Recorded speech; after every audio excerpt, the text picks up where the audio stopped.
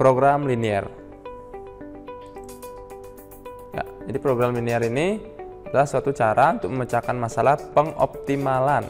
Jadi ya, pengoptimalan itu memaksimumkan atau meminimumkan suatu tujuan. Nah, jadi langkah-langkah menyelesaikan masalah program linier ini, yang pertama, buat dulu model matematikanya, itu sudah pasti ya. Jadi model matematika ini terdiri dari fungsi kendala. Fungsi kendala itu yang berisi tanda pertidaksamaan itu ya, atau lebih simpelnya itu fungsi kendala itu sistem pertidaksamaannya. Kemudian fungsi objektif juga perlu.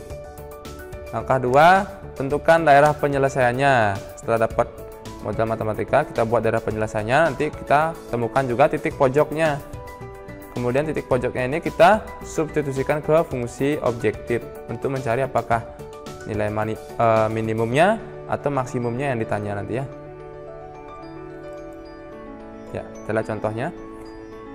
Bu Made mempunyai 2 kg gula pasir dan 8 kg tepung. Ia ingin membuat 2 jenis kue, yaitu kue dadar dan kue apem. Untuk membuat kue dadar dibutuhkan 10 gram gula pasir dan 20 gram tepung. Sedangkan untuk membuat kue apem dibutuhkan 5 gram gula pasir dan 5 gram tepung. Jika kue dadar dijual dengan harga Rp300 per buah dan kue apem dijual Rp500 per buah, tentukan pendapatan maksimum yang didapat oleh Bu Made. Jadi kita buat dulu dalam bentuk tabel supaya lebih mudah ya. Ya, saya buat bahan kue dadar itu saya misalkan X, kue apem itu saya anggap Y, dan kolom persediaan. Jadi bahannya kan terdiri dari gula dan tepung. Sesuai dengan ceritanya, kue dadar memerlukan 10 gram gula dan 20 gram tepung. Nah, ini ya 10 gram gula dan 20 gram tepung. Ini satuannya dalam gram saya buat ya. Kue apem memerlukan 5 gram gula dan 50 gram tepung. Nah, pas. Persediaannya gula ada 2 kilo. Kalau kita jadikan gram itu kan 2000 gram. Biar sama satuannya gram. Kalau tepung 8 kilo jadinya 8000 gram. Jadi membuat pertidaksamaannya bacanya ke samping ya, karena memuat variabel X dan Y. Kalau bacanya ke bawah kan variabel X saja ya, kita baca ke samping. Kita buat dulu modelnya. Yang pertama 10X, karena dia di kolom dadar ya kan, 10X ditambah 5Y kurang dari sama dengan 2000. Nah, menentukan tanda ini tidak sembarangan ya. Jadi kenapa kita pakai kurang dari sama dengan? Karena persediaan itu kan artinya hanya ada 2000 gram gula kan. Jadi kalau lebih, di mana mencari gula? Karena persediaannya hanya 2000. Berarti kurang dari 2000 boleh menghabiskan gula, kurang dari 2000 boleh. Atau pas mungkin saat 2000 gram itu habis boleh. Makanya kurang dari sama dengan. Kalau lebih kan di mana kita cari persediaan gula pasir itu kan? Maka kita gunakan kurang dari sama dengan. Ini masih bisa disederhanakan, sama-sama bagi 5. 2X plus Y kurang dari sama dengan 400. Persamaan kedua, pertidaksamaan kedua, 20X plus 50Y kurang dari sama dengan 8000. Ini sama juga kurang dari, karena masalah persediaan ya. Tidak mungkin melebihi persediaan, gitu aja simpelnya. Sama-sama bagi 10. 2X plus 5Y kurang dari sama dengan 800. Yang ketiga, X lebih dari sama dengan 0. Ini selalu ya. Kenapa? Karena X itu kan menyatakan banyaknya kue dadar. Kalau kue dadar kan bisa kita nyatakan 1 buah, 2 buah, 3 buah, dan seterusnya. Tidak mungkin ada yang menyatakan min 1 buah, min 3 buah kue dadar. Tidak mungkin ada menyatakan satuan dalam negatif. Makanya kita harus batasi, X harus lebih dari sama dengan 0. Begitu juga kue apemnya, Y-nya harus juga lebih dari sama dengan 0. Kalau 0 kan tak masalah. Tidak mungkinlah bilangan negatif. Atau saya luruskan, kalau menyatakan banyaknya kue dadar dan apem, ini bilangan cacah ya. 0, 1, 2, 3 dan seterusnya. Tidak mungkin pecahan, tidak mungkin desimal, tidak mungkin menyatakan kue dadar sebanyak setengah. Ini tidak, karena dia menyatakan banyaknya kue dadar dan apem. Jadi saya batasi, ini bilangan cacah ya. Kemudian fungsi objektifnya atau tujuannya, apa yang akan dimaksimumkan di pendapatan kan? Karena pendapatan kue dadar dijual dengan 300, terus kue apem 500, maka fungsi objektifnya di fxy-nya 300x ditambah 500y. Itu yang akan kita maksimumkan nanti ya. Ini adalah model matematika dari soal cerita ini. Langkah berikutnya kita buat daerah penyelesaian. Saya buat dulu penyelesaian dari 2x plus y kurang dari sama dengan 400. Buat dulu garisnya. Cari T potong sumbu y, x-nya 0. T 2 kali 0 plus y sama dengan 400, y sama dengan 400. T potongnya 0,400. Yang kedua T potong sumbu x, 2x plus 0 sama dengan 400. 2x sama dengan 400, x-nya 400 bagi 2, 200 ya. 200,0. Kita gambarkan dalam koordinat 0,400 dan 200,0, tarik garis. Set. Ya, kita cari arsiranya sekarang dengan cara uji titik 0,0. Ya, itu kan dari sisi kiri garisnya kan. Masukkan ke ketidaksamaan. 2 kali 0 tambah 0, hasilnya kan 0. 0 kurang dari sama dengan 400. Benar kan? 0 kurang dari 400.